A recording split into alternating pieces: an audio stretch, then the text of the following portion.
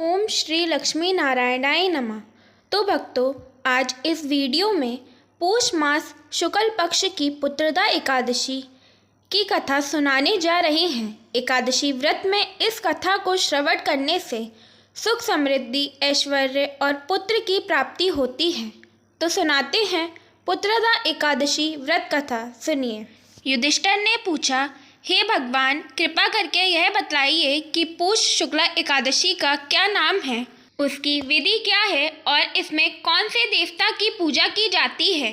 भगवान श्री कृष्ण बोले, हे राजन, इस एकादशी का नाम पुत्रदा एकादशी है। इसमें भी नारायण भगवान की पूजा की जाती है। तीनों लोकों में पुत्रदा एकादशी के व्रत के समान कोई और दूसरा व्रत नहीं है। इसके पुण्य से मनुष्य तपस्वी, विद्वान और लक्ष्मीवान होता है। अब मैं तुमसे इसकी कथा कहता हूँ, सो ध्यान पूर्वक सुनो। कथा।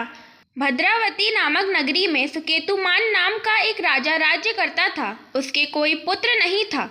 उसकी स्त्री का नाम शेव्या था। वह निपुति होने के कारण सदैव चिंतित रहा करती थी।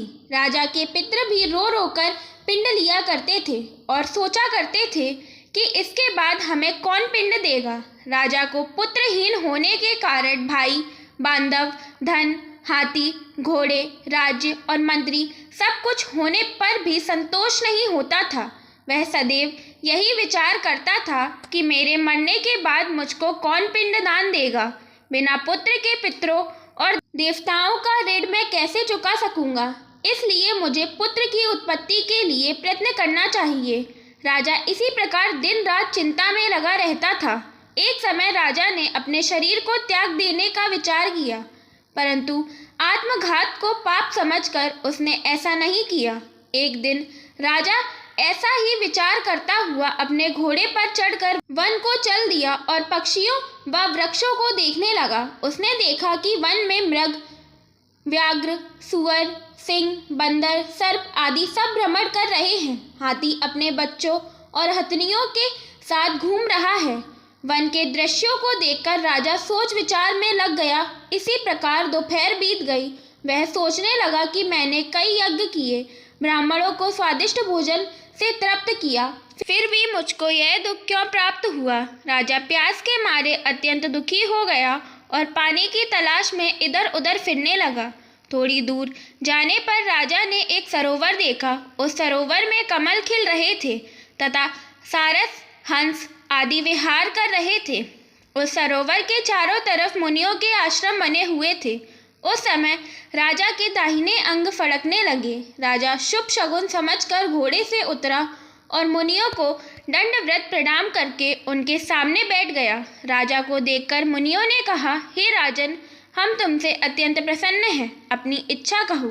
राजा ने उनसे पूछा, महाराज, आप कौन हैं और किस लिए यहाँ आए हैं, सो कहिए। मुनि बोले, हे राजन, आज संतान देने वाली पुत्रदा एकादशी है। हम लोग विश्वदेव हैं और इस सरोवर पर स्नान करने आए हैं। इस पर राजा कहने लगा कि महाराज, मेरे भी कोई संतान नहीं है। यदि आप मुझ पर प्रसन्न हो तो एक पुत्र का वरदान दीजिए। मुनि बोले, हे राजन, आज पुत्रदा एकादशी है, आप इसका व्रत करें। भगवान की कृपा से अवश्य ही आपके पुत्र होगा। मुनि के वचनों के अनुसार राजा ने एकादशी का व्रत किया और द्वादशी को उसका पारण किया। इसके पश्चात मुनियों को प्रणाम करके राजा अपने महल में वापस आ गया। कुछ समय के बाद रानी ने गर्भ धारण किया और 9 महीने के पश्चात उसके एक पुत्र हुआ। वह आगे चलकर अत्यंत शूरवीर, धनवान, यशस्वी तथा प्रजापालक राजा हुआ। श्री कृष्ण भगवान बोले, हे राजन, पुत्र की प्राप्ति के लिए पुत्रदा एकादशी का व्रत करना चाहिए। जो मनुष्य इस महात्म्य को पढ़ता या सुनता है, उसको अंत में स्वर्ग की प्राप्ति होती है। फलाहार। इस दिन गौ के दूध का सागर तथा फल आदि लिए जा सकते हैं।